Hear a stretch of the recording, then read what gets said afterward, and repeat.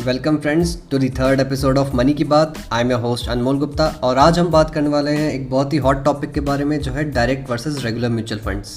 So I think most of you would have some idea about कि एक product बनने के बाद आप तक पहुंचता कैसे है। फॉर एग्जांपल आपको फिलिप्स का एक बल्ब खरीदना है तो आप फिलिप्स की फैक्ट्री में जाके सीधे बल्ब नहीं खरीदेंगे, आप अपने पास की एक रिटेल शॉप पे जाएंगे जहाँ से आप एक बल्ब खरीदेंगे और आपके रिटेल शॉप वाले ने वो बल्ब एक होलसेलर से खरीदे होंगे, होलसेलर ने वो बल्ब डिस्ट्रीब्यूटर से खरीदे होंगे और डिस्ट्रीब्यूटर ने वो बल्ब फाइनली फिलिप्स से खरीदे होंगे। So you see there is a long chain और इस चेन में इस बल्ब को बेचने के लिए हर एक का एक कमीशन है। इस बल्ब को बेचने के लिए डिस्ट्रीब्यूटर का कुछ कमीशन है, होलसेलर का कुछ कमीशन है और आपके रिटेलर का भी कुछ कमीशन है। फॉर एग्जाम्पल हो सकता है कि फिलिप्स ने वो बल्ब डिस्ट्रीब्यूटर को 10 रुपये में बेचा हो, डिस्ट्रीब्यूटर ने होलसेलर को वो बल्ब 20 रुपये में बेचा हो, होलसेलर ने वो बल्ब रिटेलर को 30 रुपये में बेचा हो और रिटेलर ने फाइनली आपको वो बल्ब 50 रुपये में बेचा हो। तो इसी तरह से म्यूचुअल फंड्स में भी मैन्युफैक्चरर होते हैं और डिस्ट्रीब्यूटर, होलसेलर, रिटेलर इन तीनों की जगह होते हैं म्यूचुअल फंड डिस्ट्रीब्यूटर। तो manufacturer are companies like ICICI Prudential mutual fund, HDFC mutual fund, SBI mutual fund, जिनका काम है प्रोडक्ट बनाना और इन प्रोडक्ट को हम बोलते हैं म्यूचुअल फंड स्कीम्स या फिर म्यूचुअल फंड प्लान, जिनमें मल्टीपली पैसा अपना इन्वेस्ट करते हैं। अब जब भी आपको ये स्कीम्स खरीदनी होती है तो नॉर्मली आप एक डिस्ट्रीब्यूटर के थ्रू ये स्कीम्स खरीदते हैं और नेचुरली डिस्ट्रीब्यूटर को एक कमीशन मिलता है वो स्कीम आपको बेचने के लिए।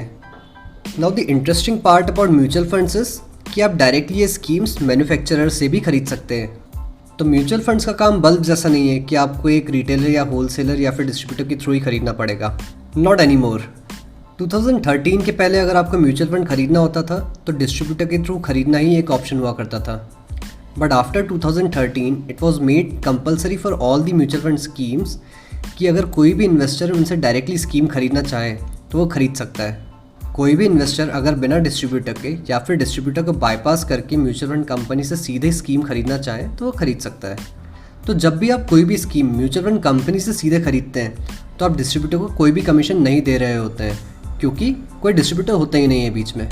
इसका मतलब आपको वो स्कीम सस्ते में मिल जाती है।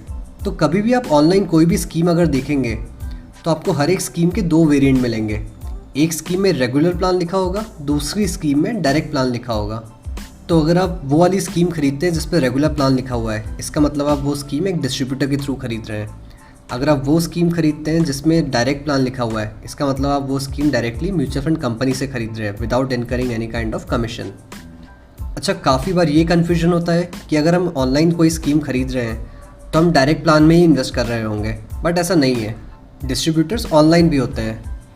एज लॉन्ग एज आपकी स्कीम के नाम में रेगुलर लिखा हुआ है या फिर आपकी स्कीम में डायरेक्ट नहीं लिखा हुआ है एक्सप्लिसिटली, इसका मतलब आप रेगुलर प्लान में ही इन्वेस्ट कर रहे हैं, आप एक डिस्ट्रीब्यूटर के थ्रू ही इन्वेस्ट कर रहे हैं। So you can be sure about investing in direct plan only when your scheme name explicitly contains the word direct plan.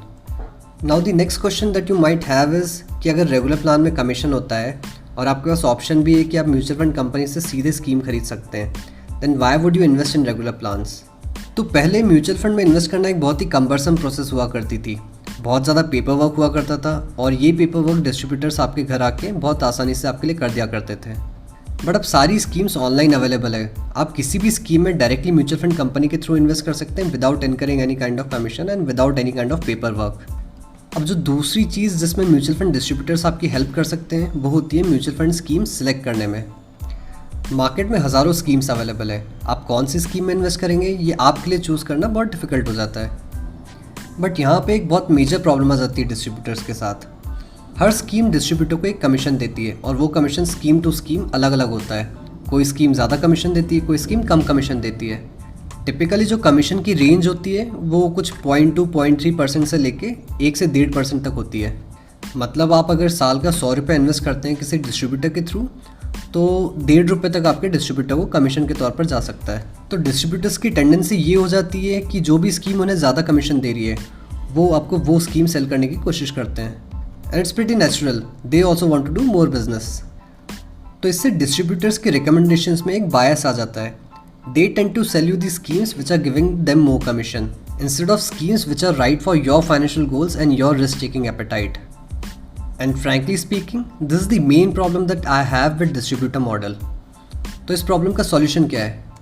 अगर आपको डायरेक्ट म्यूचुअल फंड्स में भी इन्वेस्ट करना है और आपको असिस्टेंस भी चाहिए कि आपके लिए कौन सी स्कीम सही है, So for this, you should hire SEBI registered investment advisors like Seven Prosper, जो आपको एडवाइजरी के लिए एक फ्लैट फीस चार्ज करते हैं and they don't make any kind of commissions on selling with the mutual fund schemes. और legally भी SEBI registered investment advisers को अलाउड नहीं होता है कि वो आपको कोई भी प्रोडक्ट बेचने पे, कोई भी स्कीम बेचने पे किसी भी तरह का कोई कमीशन बना सके। So since SEBI registered investment advisors can not make any kind of commissions on selling with the schemes, their recommendations are going to be unbiased.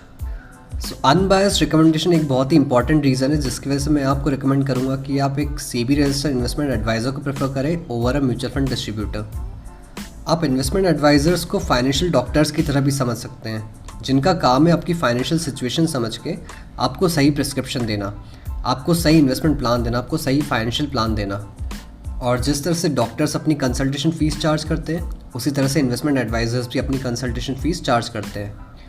और आइडियली जब डॉक्टर्स आपको कोई भी मेडिसिन प्रिस्क्राइब करते हैं तो उन्हें वो मेडिसिन प्रिस्क्राइब करने में कोई भी कमीशन नहीं मिल रहा होता है।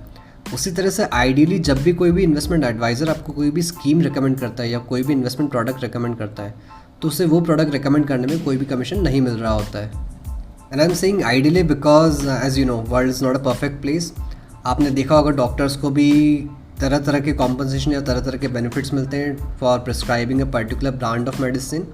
उसी तरह से इन्वेस्टमेंट एडवाइजर्स के भी अलग अलग बिजनेस मॉडल्स होते हैं, तो investment advisors can also make commission. So I take this up in some another episode where I tell you कि इन्वेस्टमेंट एडवाइजर्स भी किस तरह से कमीशन बना सकते हैं। Till then do subscribe to stay updated with the new episodes. Thank you.